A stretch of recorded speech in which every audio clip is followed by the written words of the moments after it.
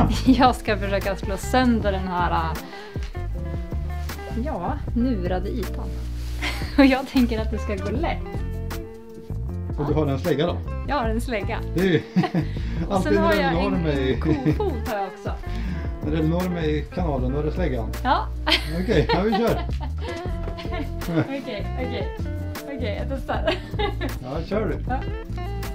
Oj. Det var hårt här. Det här går ju inte alls där. Nej, det är det jag sa. Åh, en kant. Oj, inte bra för dig.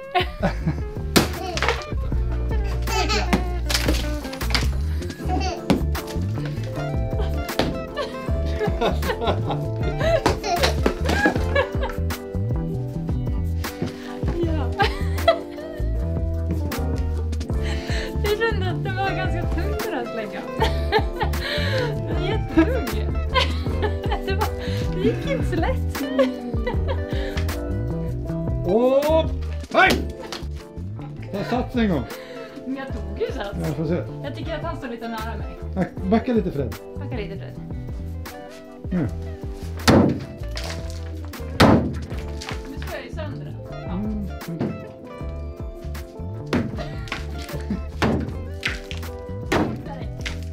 Wow, det lossnar!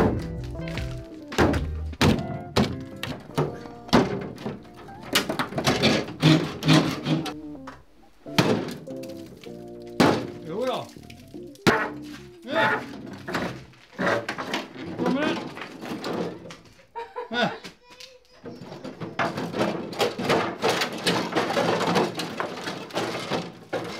Men vart sitter den? Nu är den.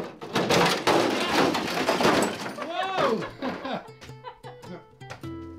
Oj, Snyggt! vad starka. Vilken skillnad! Okej, hej allihopa. Jag satt just för att redigera det här avsnittet där uppe och inser att när jag åkte iväg på ett filmjobb så måste jag ha raderat fel minneskort och därför så har massa av det vi gjort inte kommit med utan det är raderat och borta. Tyvärr. Så jag tänkte bara göra en snabb recap på det. Ni ser att jag har brutit min hand. Kommer lite mer om det snart. Men det är också därför det har gått lite saktare här hemma. Men det som vi har gjort, som vi hade filmat men som tyvärr inte är kvar. Det är att vi fick ju tips från en kille på kanalen i en kommentar att vi inte ska använda sten eller guldfiber eller vad heter det, rockwool i vårat hus. Så att vi tog ner skivorna, tog bort rockwoolen och satte en vindpapp istället och satte upp det igen. Och så har vi dragit el här. Så att nu är det nya skivor här. Även här är det nya skivor. Och sen här som ni precis såg så var det ju ett väldigt en väldigt ful kåpa. Den är ju helt borta nu och också murstocken som var här är borta. Tyvärr så fanns det ju inte någon sån vedspis eller kvar när vi flyttade in här som vi gärna skulle vilja haft här. Så vi valde att ta bort allting och så satt på skivor för att här ska vi ju ha ett skafferi som man kan gå in i. Istället så kommer det här hörnet senare att få en sån vedspis. Det vi mer har gjort här inne under tiden som vi inte har filmat, det är ju den här dörren. Här var det en vägg förut som nu är en dörr. Så vi har satt in en dörr där för vi tänker att den vägen man ska komma in med tanke på att det blir en köksbänk här. Då vill vi inte att det ska vara en dörr här som det var förut utan vi flyttade dörren till andra sidan. Så att jag har också haft min kompis Johan här som kan mycket om el och Jonas som är elektriker som ska hjälpa oss att dra elen från V-kraft. Så jag har förberett med alla rör som ni ser och alla apparatdosor överallt. Och det hade jag också filmat men det är också borta. Hur man kan få till såna här snygga hål. För att ni ser det ser väldigt tajt och fint ut överallt och det finns ett knep och jag tänkte jag ska bara snabbt visa hur det går till så häng med på det. Okej, så att hur gör man då såna här tajta snygga hål? Jo, då är det ju väldigt bra om man har en kompis som jag som är elektriker, Johan, som jag redan har nämnt i det här avsnittet, han gav mig en sån här att låna. Den heter Hole in One och det är precis det den gör. Den gör Hole in One. I den här så finns det olika typer av såna här som man sätter i hålen i apparatdoserna som passar olika storlekar.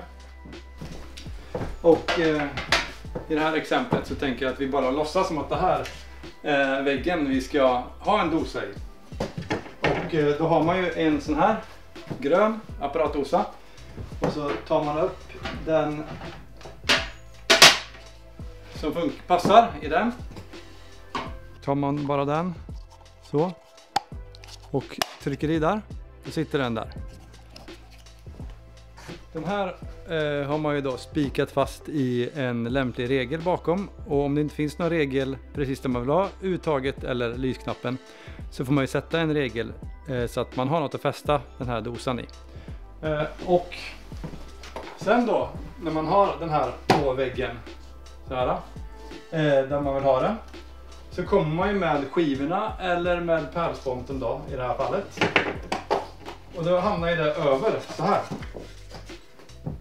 Och nu är det helt omöjligt att veta då vart man ska sätta det här borret som ser ut så här.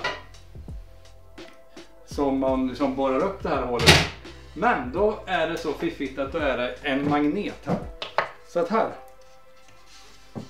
då vet man precis vart man ska såga. Så att det ser ut så här. Då ska man sätta borret i där och köra på. Då blir hålet perfekt ut efter den här dosan. Och det är så man får de här tajta fina hålen. Bra va? Så om du bygger om hemma, har många hål att göra, investera i eller kolla om någon kompis har en hole in one att låna. Det är otroligt värt det. Du slipper liksom mäta med linjal, du slipper bli fel. Det blir alltid rätt. Det blir helt enkelt alltid hole in one. Jag vill bara avsluta den här videon med en tanke om att få en bruten hand och vad det gör med en, vad det innebär, framförallt när man som vi är mitt uppe i en renovering, 4 barn, mycket som händer.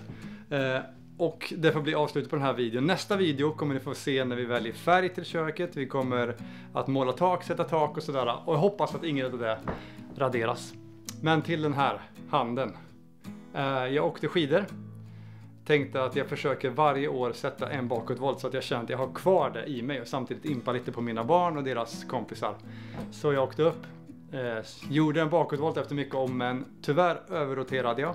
Så jag landade med staven på handen och sen min kropp på staven. Vilket gjorde att det här benet här mitt i handen bröts. Det orkade liksom inte hålla emot. Men faktum var att jag gav mig inte där, utan jag åkte upp en gång till, la stavarna åt sidan, satte bakåtvolten så att jag blev allas hjälte.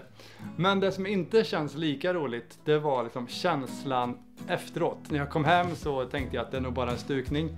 Men frugan tvingade mig till sjukhuset. Det visade sig att det var en fraktur. Så nu har jag snart haft det här gipset i 4 veckor. Och när man är mitt uppe i någonting, man håller på att jobba stenhårt med någonting, man kanske har högt tempo och så kommer det här. Dessutom på min högerhand, jag kan inte längre göra filmjobb, jag kan inte redigera, jag kan inte snickra och göra sådana saker. Jag kan knappt smöra en macka eller borsta tänderna. Man får lära sig allting med vänsterhanden. Så blev det faktiskt ganska jobbigt till en början. Det var liksom som att bara stressa ner, och jag hade jättesvårt att stressa ner. Och det är väl det jag vill skicka med. Att jag har insett nu efter 4 veckor med det här att det kanske var lite bra för mig att bli tvungen till att vila, stanna upp, ta det lugnt. Jag tror att många gånger i vårt samhälle så har vi ett tempo som inte är hälsosamt. Vi håller ett för högt tempo, vi jobbar för hårt och vi hinner nästan inte andas. Vi hinner nästan inte leva, utan vi har bara den här att göra-listan vi checkar av hela tiden. När jag har fått det här har jag hunnit stanna upp, sitta ner, njuta i solen, njuta av min familj på ett helt annat sätt än tidigare. Och det låter hemskt, jag vet det. Men jag tror att det är en lärdom för mig, och jag kommer fortsätta att tänka så framöver. Det är bra för oss att stanna upp ibland. Det är bra för oss att ha lite tråkigt ibland. Det lär oss viktiga saker. Så har du ett högt tempo hemma, är det mycket som händer i ditt liv, är det många saker som snurrar, Se till att ta hand om dig och stanna upp då och då och verkligen värdera vad du faktiskt älskar att göra. Inte bara stressa över din att göra-lista. Och värdera de människor du har runt omkring dig som du verkligen älskar och vill göra saker med. Som du ser upp till, som till exempel din familj. Okej, så det var allt från det här avsnittet. Jag hoppas att ni fortsätter titta. Hoppas att ni kan ha överseende med det här uppehållet på grund av den här handen. Men förhoppningsvis har ni kanske också lärt er någonting av en gipsad hand. Så ha det gott, så ses vi senare. Hej!